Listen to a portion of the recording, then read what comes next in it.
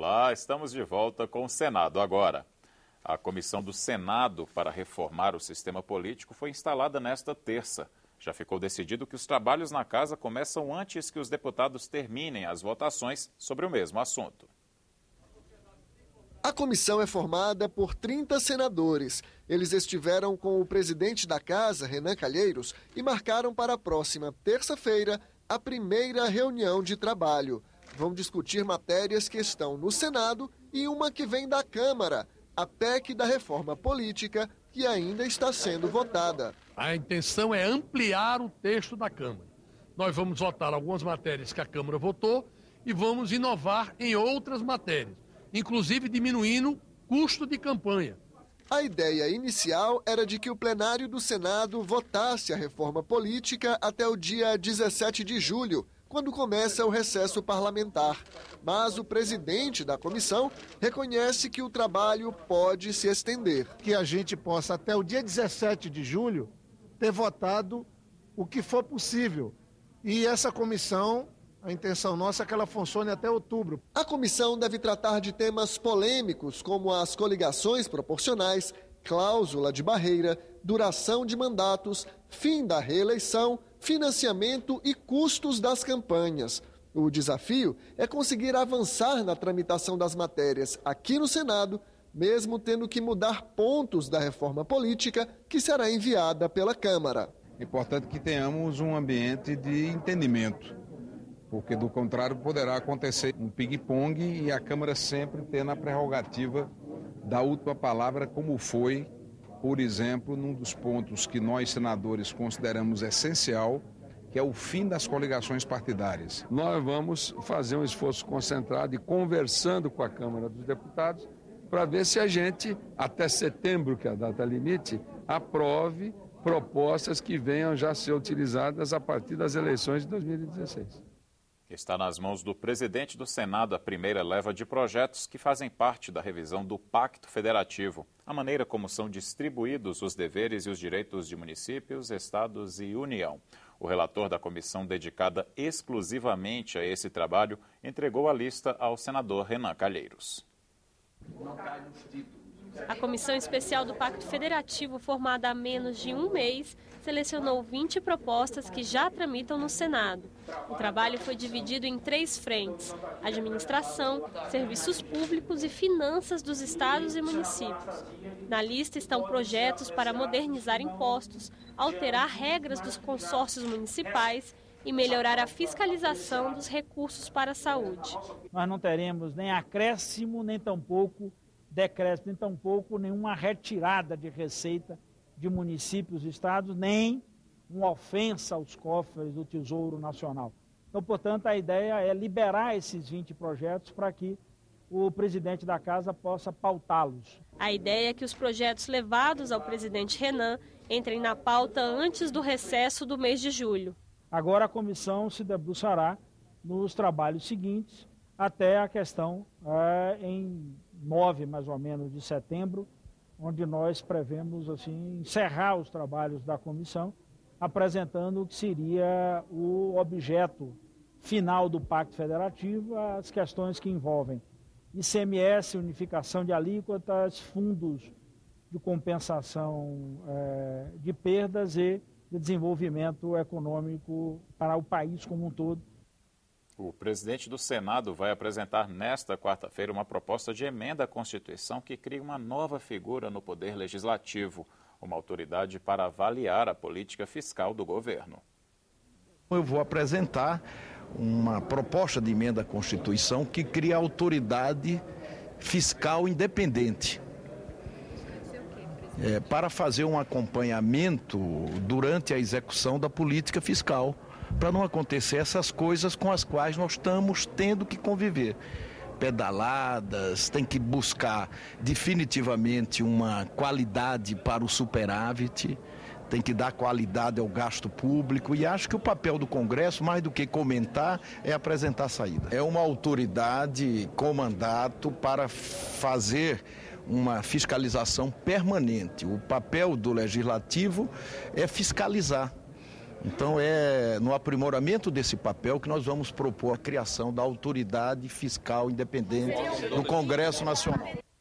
Uma nova comitiva de senadores brasileiros embarca para a Venezuela nesta quarta-feira para se reunir com representantes do governo e da oposição.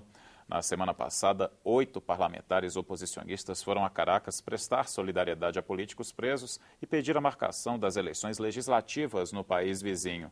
O grupo foi hostilizado por simpatizantes do governo de Nicolás Maduro, não conseguiu cumprir a agenda prevista e retornou ao Brasil no mesmo dia. O assunto tomou conta dos discursos no plenário do Senado nesta terça-feira.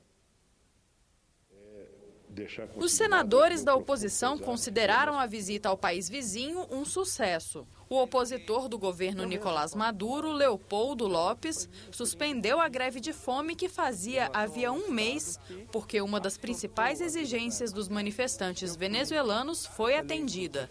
Nessa segunda-feira, foram marcadas as eleições parlamentares para dezembro. Nessa nova fase que se abre agora na política da Venezuela, que diz respeito a nós brasileiros também, nova fase com a marcação da data das eleições, com o fim da greve de fome liderada por Leopoldo Lopes, que foi seguida por tantos outros democratas venezuelanos, o Brasil possa fazer valer o seu peso diplomático inegável para que as eleições se concretizem dentro de um clima de liberdade, de limpeza, de transparência, sem presos políticos, sem censura e sem repressão. Quando recebi um telefonema de Lília Tintori, esposa de Leopoldo Lopes, que me dizia que poucas horas depois, senador Agripino, ao meio-dia, estaria lendo uma carta de Leopoldo Lopes, agradecendo todas as solidariedades que recebeu e encerrando a sua greve de fome de 30 dias. Ela dizia que poucos acontecimentos na Venezuela nos últimos anos foi tão relevante quanto esse que reuniu a delegação brasileira impedida de chegar ao seu destino. Uma das demandas atuais da oposição no Senado é a exclusão da Venezuela do Mercosul. O senador Ronaldo Caiado lembrou que há alguns anos o governo brasileiro alegou o descumprimento da cláusula democrática para apoiar a exclusão do Paraguai. Não há consenso sobre o tema. Todos esses fatos que a Anistia Internacional informa, isso aí não é cláusula de democracia? Quer dizer, tudo isso é acessório, é secundário. 43 mortos, 878 feridos, 3.351 presos. Isso nada é relevante? Dos 43 mortos, senador Caiado, tem oposicionistas, chavistas, 7 policiais, 3 mortos com tiros na cabeça. E eu falo isso para dizer o seguinte, quando fala de Leopoldo Lopes. O senhor sabia que Leopoldo Lopes foi um dos signatários do decreto do golpe do Estado a Chaves e do fechamento do Congresso Nacional? Eu estou falando tudo isso para dizer o seguinte, olha, a situação lá é muito mais complexa. A nova comitiva que vai à Venezuela é formada pelos senadores Lindbergh Farias, Vanessa Graziotin, Roberto Requião, Randolfo Rodrigues, Lídice da Mata e Telmário Mota. Nós exigimos, né, que haja um tratamento civilizado, porque esta delegação, tal qual a outra delegação, ela vai em nome do Senado Federal. A Comissão de Educação aprovou a federalização do ensino básico. O projeto é de autoria do senador Cristóvão Buarque, que já tramitava na casa há 7 anos. Agora será analisado pela Câmara dos Deputados. O texto aprovado autoriza a criação do Programa Federal de Educação Integral de Qualidade para Todos, a ser implantado gradativamente em todo o país, sob a coordenação do Ministério da Educação. A iniciativa engloba também a educação infantil e o ensino médio, mas terão prioridade as escolas de ensino fundamental. A primeira coisa é que vai ficar igual, porque hoje, sendo nas mãos do município, os municípios são muito desiguais no Brasil. Então, a educação fica muito desigual. Quando for federal, fica igual. Além disso, vai melhorar, óbvio, porque o governo federal dispõe de recursos. O projeto aprovado também prevê a criação da carreira nacional do Magistério da Educação de Base. Os professores serão selecionados por concurso público divulgado nacionalmente.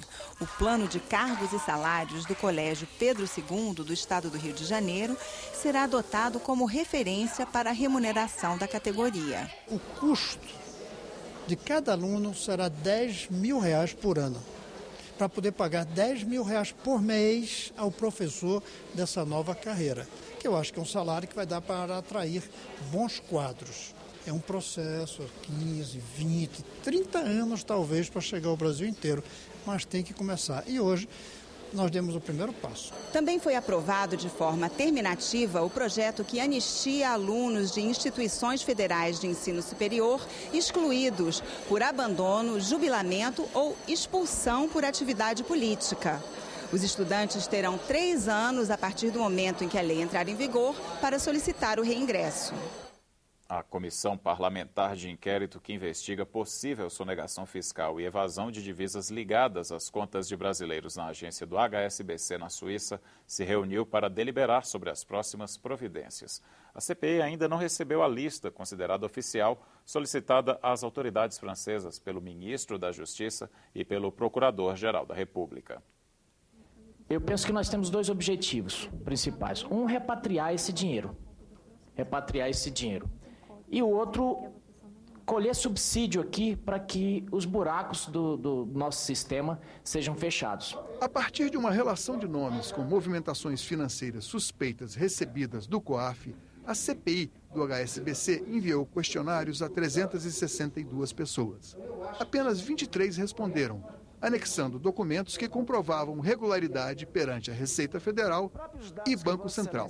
Os senadores decidiram apertar o cerco em volta daqueles que se negaram a responder ou ignoraram a correspondência, sinalizando a quebra de sigilo bancário que deverá ser votada em sessão na próxima terça-feira, às 2h30 da tarde. A Comissão Parlamentar de Inquérito cautelosamente solicitou um conjunto de informações e essas informações e essas pessoas simplesmente se negaram a dar qualquer informação que não tem qualquer coisa a declarar à comissão. Então, se não tem o que declarar, nós podemos sim avançar para a quebra de sigilo, uma vez que a Constituição Federal nos garante essa prerrogativa como poder de investigação. A CPI não pode ficar esperando o Ministério da Justiça, o Ministério Público Federal. A CPI não pode esperar ninguém. A CPI já tem elementos suficientes em relação a vários nomes para avançar sobre eles.